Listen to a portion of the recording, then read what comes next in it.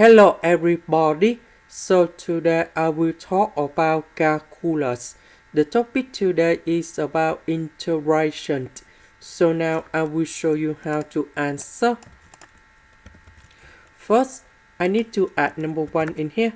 Later that we need to minus number 1 because I want to create about identity in here.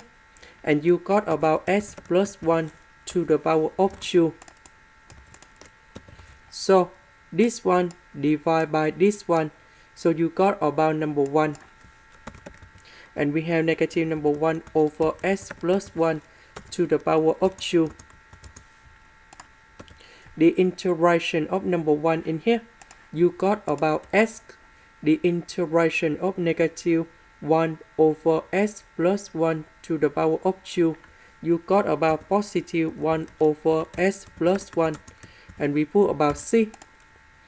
This is the end. Thank you for watching.